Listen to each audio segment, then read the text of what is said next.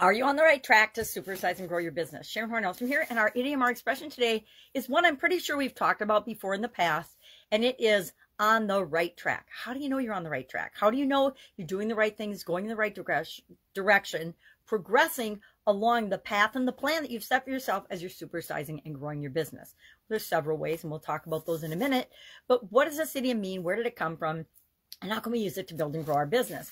What, of course, means to progress in a way that is likely to succeed. It's likely to lead to success. Whenever we create a business plan, we're thinking that we're creating the right plan for us to succeed and grow and build and supersize our business.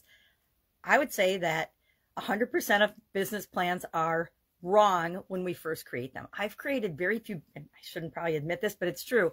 I've created very few business plans, actually structured business plans in my lifetime, because I don't like spending my time and energy on something that I know is always going to be wrong. Now, that does not mean I do not do my research. I do not do my homework. I absolutely positively am a research information junkie. And whenever I'm entering a new business or a new industry, I do my due diligence. I look into things. I figure out where is it that I can make a positive difference in the lives of the people that need help with this area or aspect of their life or their businesses before I ever would get involved. I do a whole SWOT analysis for the potential business. That's very different than a structured business plan that you take to the bank to get financing. And probably since I don't seek outside financing for any of the businesses that I do, that is why I've written a couple of business plans in my life because I did want financing from other sources, but that was early on in my career and I haven't done it literally for decades.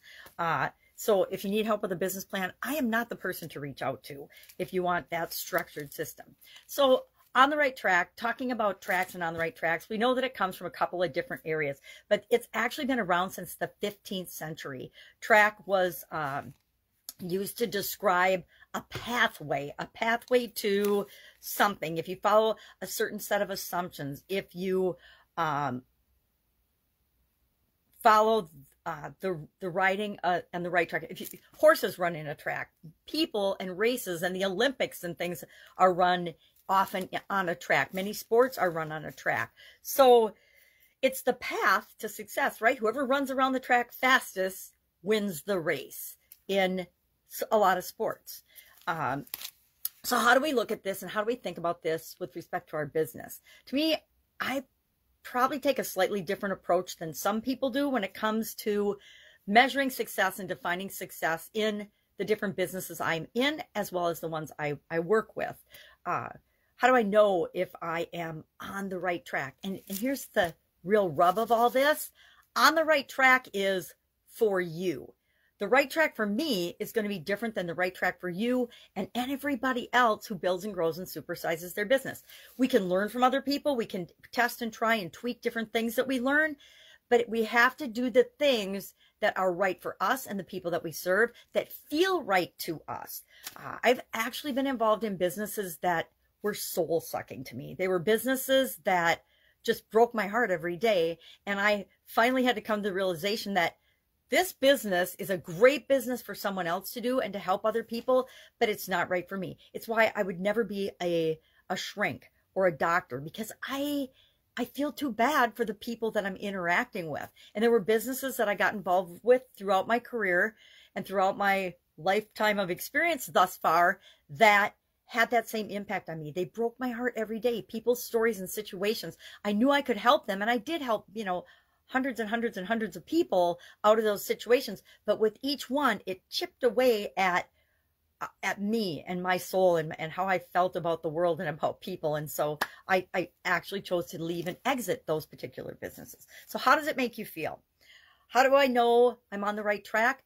By getting feedback. Feedback from other people. Feedback from people that we interact with, feedback from our customers. How many people don't bother to talk to the people that they're here to serve? Guess what? People tell us everything we need to know if we're just willing to ask and then listen to what they have to say. Not judge, not think about how we're going to respond. I don't know. I've had some customer service interactions recently where it just is like blowing my mind.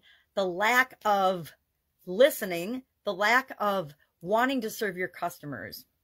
So get feedback, ask questions, right? Ask questions, and you don't have to do everything people tell you, but take it all, meld it together, and then do what's right for you and your business. Kind of an impact are you making? I am of the mind that we all want to make the world a better place. I know that everybody doesn't want to, but I do, and the people I work with do. So are we getting the impact that we want? Are the things that we're doing to build and grow our business getting us the results and the impact, not just financial results or results to the bottom line? Are they making the impact on the world that we want them to make? So what do you do if you find out that you're off course a little bit, if you're not on the right track? Well, it takes some of us longer than others to figure that out, but as soon as we realize it, we need to stop.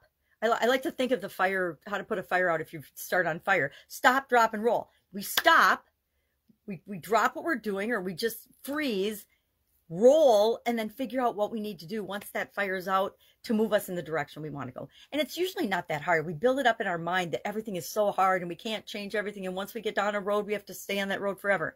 Anybody ever go to college and be working toward a major that they thought they wanted when they were 18, but by the time they're 20, they're like, oh my God, I hate this. I don't want to do this the rest of my life.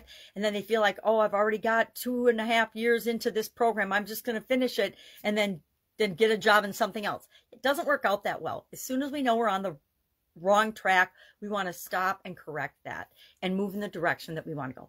If we are always moving in the direction that we want to go toward our goals, toward our objectives, toward the things we want, and we have our eye on that and we're envisioning that as if it's a reality, we will eventually get there. It's not going to be a nice straight path like we wish it would, like you're climbing a mountain, you just go straight up the side of the mountain. No, you have to twist and turn and go through to get your handholds. I'm obviously not a mountain climber, to get a grip on and to create and get to the top of that mountain. I do like mountain analogies better than sports analogies. All right, if I can help you in any way, ask. Love to know your experience with this particular idiom, on the right track. Have you ever been off the right track for you, and how did that make you feel? Share in the comments below so we can learn from one another. And then maybe if you have a great tip on how you got back on the right track, share that too, because I'm always looking to learn. Have an amazing day, and I'll of course be with you tomorrow.